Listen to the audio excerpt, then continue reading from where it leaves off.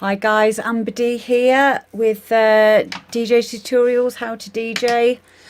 And today we are going to be looking at how I personally put my tracks together ready to play out. So obviously, please remember that this is just the way that I do things. There's loads of different ways of doing the same thing. But yeah, I've just thought I would show you how I go about doing it myself in a way that's actually helped me always play a decent set every single time I go out. So there's a few things. Basically, first of all, it's very, very, very important. All killers, no fillers. So if you have that within your mind, then you won't go too far wrong. What I mean by that is if you are unsure in any way about one of your tunes, leave it out. When in doubt, leave it out. So the way that I do things is I've always used iTunes. This probably comes from the fact that I used to use a Mac, but obviously you can get it for Windows as well. If you have a look along the side here, I'll show you how I put my playlist. So I've got here, you can see Amber Tracks All, and these are all the different genres that I play for fun and just for shits and giggles, really. So yeah, there's 1, 2, 3, 4, 5, 6, 7, 8, 9, 10, 11, 12, 13. Spiritual philosopher. That's just Alan Mott stuff, I think.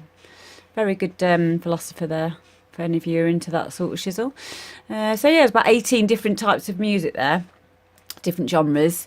And then say like for trance, for example, any of you who are into your trance, I then dissect it into different types of trance. So we've got driving, uplifting, hard trance, European, tech trance, trance banging, driving, trance electro, big room, trance progressive, melodic techno, trance progressive breaks, and side trance. So these are just the ways that I describe the different types of trance. It all depends. It's very subjective, really. All these different ways of labelling different types of music. But if you have your own that feel right to you, then by all means use them because they are interchangeable a lot of the time.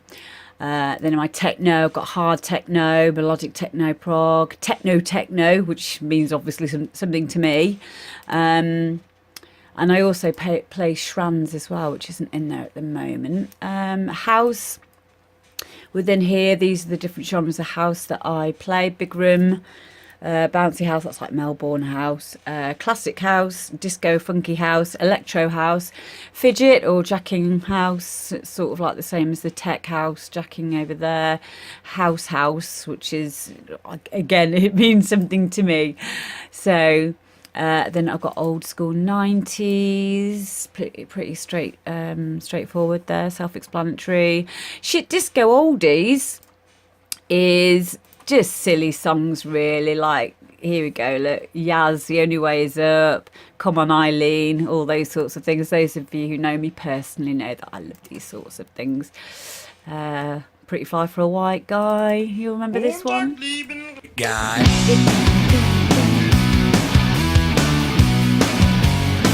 That. Anyway, let's get back to it. So we're here to know about how we are going to put a playlist together for a DJ set. So if we stick with hard house, and I'll show you how to do it with hard house, but obviously you can, whatever types of music that you play, these methods can be used if you so wish for whatever genre you prefer. So if we go into hard house here, let's bounce, just put that to one side. I've set up, where have I put it now? I've put together a few tracks of mine from my label Delicious Recordings, just to show you how I would go about organising tracks. So say like if you've just been on Beatport, you've just downloaded a few tracks, or you've got some in a promo list, and you've got a few together that you really, really like. So what I do is I put them into iTunes, and then I start listening to them, and I start putting them in order of hardness.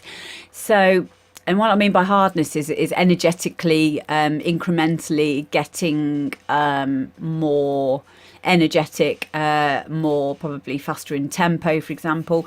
And the way that I do this is I just literally listen through to them, and I scrub through, which means I just sort of go through the track at different points, and then I play the one next to it. And then if I feel the first one is more energetic than the last one, I put it further down the list.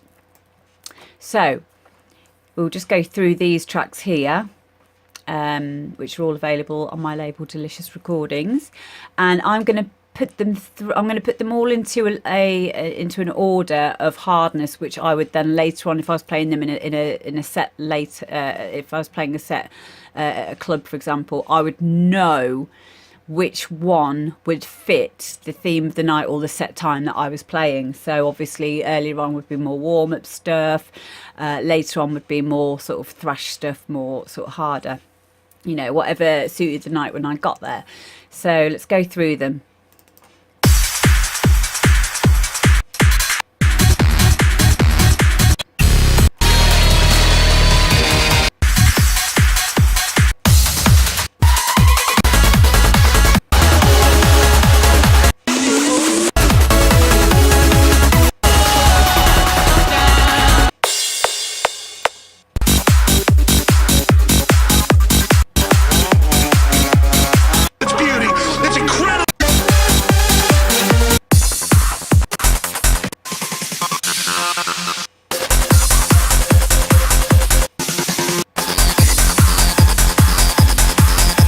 Okay, so listening through to these very quickly, I can already tell that these two at the bottom here aren't as energetic as these two at the top here. So what I'm going to do is probably put Acid House first, and then I'm going to take this one here and put it there and just have a listen to them.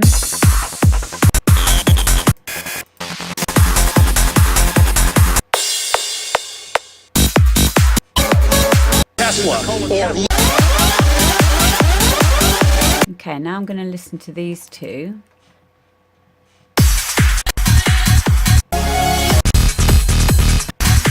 Now that's an exceptionally hard track there, so I'm going to put that right at the bottom there. Let's just have a quick listen to this one.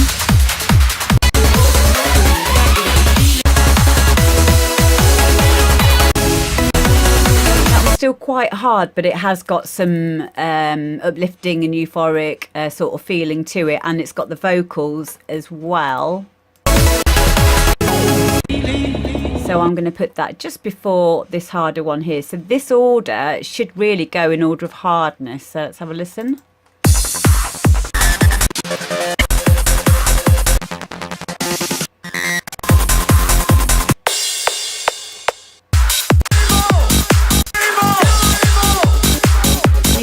There as well with the bass changes, that when I would play this track and then afterwards play this track, it would carry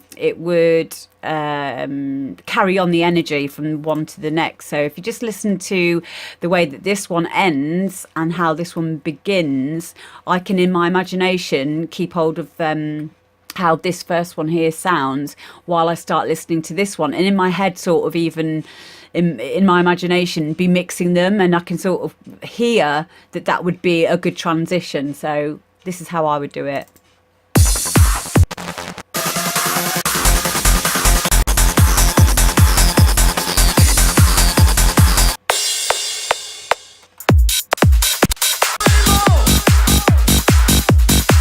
I keep remembering this first one and how and what key it was in when I finish listening to it as I'm listening to this next one, if that makes sense. And then I know that those two are probably going to go quite well together, so I'll keep those in that order. Next one, so if I carry on listening to this Evil Beaver one.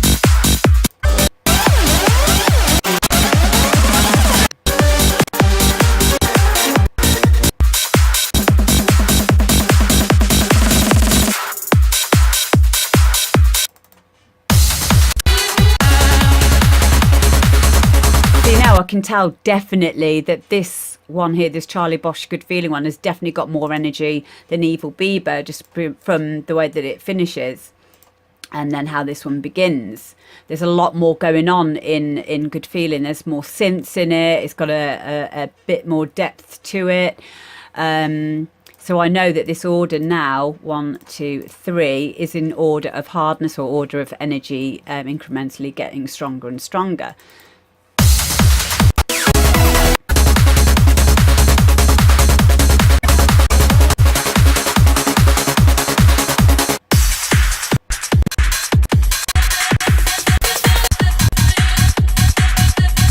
And then this one is even harder than this one. So I know that these, all 4 of them, as if by magic, will go very, very well into each other when I come to play them out.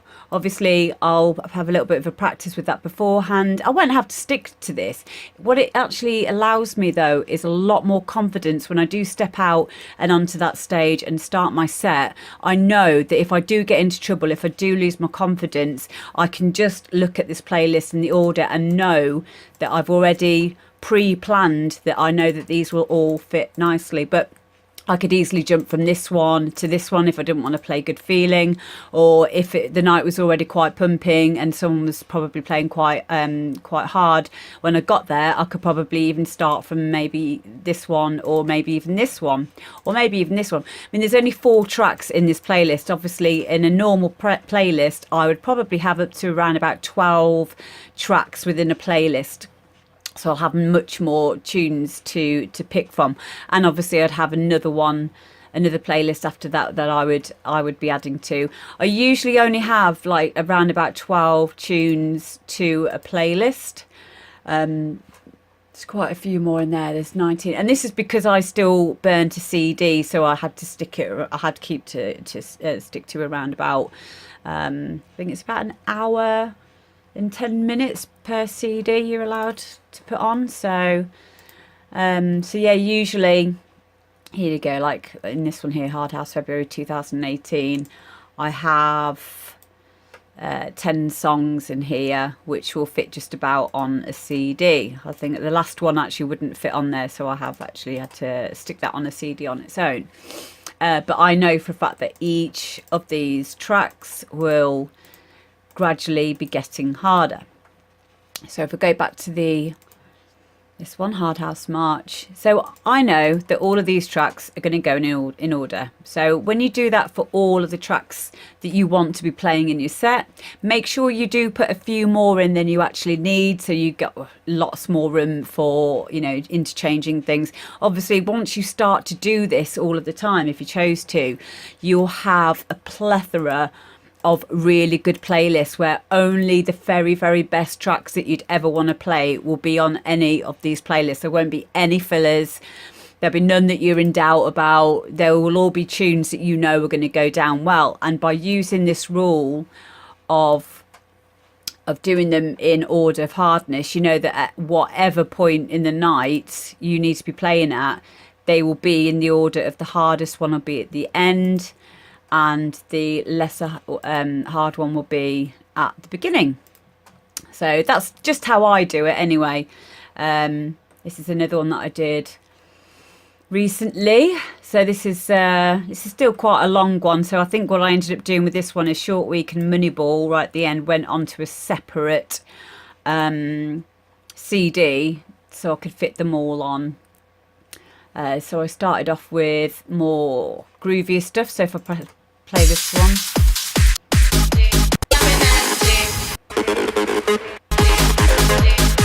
There you go, quite groovy hard house, and then ending in the end, this one should be quite hard. And then everything in between. So that's basically how I know if I need to do a really hard set, because the night's got quite hard, I'll go to these tracks here.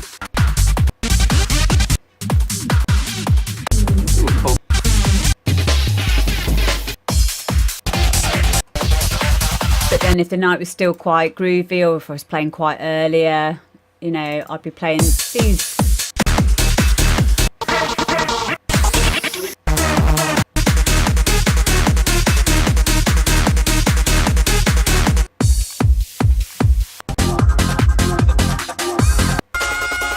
So they're quite nice and groovy. So it takes a bit of time for you to get used to this method, but it does help to tune your ears to know your tunes really well, which is so important, because at this point, when you do this, when you really listen to the tiniest little details in tracks, that you can hear the energy differences between tracks, you'll just intuitively know this tune's going to go with that tune, and then that tune's going to go with this tune, just by looking at the name of it. Literally just by looking at the name of it. I can't stress how brilliantly helpful this technique has been for me in my career over the last 17 years. It really is so helpful to be able to step on a stage and know that every single track and any playlist that you go to, at the beginning is going to be a groovier track, and at the end is going to be a much harder track. So once I've done that, what I do on iTunes is I will go to view as songs, and what I will do at this point is I will do a screenshot. Now, if you don't know how to do a screenshot on your computer, then you bloody well should. So on this, I think I'll just do Control and print screen. Nothing seems to be happening, but then if you go down, just open up Microsoft Paint or anything like that, then press Control and V. There you go. As if by magic, it comes up here. So then what I do is I go to crop it out. Don't need that bit there. So I'll probably do sort of about there, and then Control and X, which cuts it. Control and N, which is new, don't save. Control and V, paste, and then I've got it, which comes up here. And then what I do then is I save as, the name of this is Hard House March 2018, and I will save this in a hard copy version of my iTunes folder playlists. So this is just in case iTunes messes up, or if you've got Rekordbox, I recommend that you do this sort of the thing as well, just in case anything ever happens to Rekordbox. You know, when you've got a digital playlist software, the possibility is that one day it's not going to work. So if you've got what I call a hard copy, even though it's not really a hard copy, you've got your own folders, folder tree of all of your tracks separate from any other software program. You don't need any of that, in order to have this, there as backup, as just in case, like I say, if it ever messes up. So mine is in a folder called Amber Tracks. And if you have a look at this, this is actually a complete mirror image of all of the playlists that I have over here. So what I do, for example, with the Hard House one here that I'm doing, this is called Hard House March 2018. I will pop this to one side and bring this one over here. So if you grab the window and you push it all the way to the side, I'll put this down. Oop. Oh, it won't do it actually at the moment because I'm having to save this little thing, aren't I? Right, hang on a second. So I'll show you this first. If I pop this all the way to the side there, it'll click itself to that side of the window, and then if I do the same with that one, it will do the same there. So now I can look here and I can see Hard House March 2018, and in Amber Tracks, where I've got all of my tunes ever, I can look here and I've got Hard House, which is under UK Hard House here. Then I'll go to Hard House 2018, click there, and then I shall look at the name that I've given this, which is Hard House March 2018, new folder.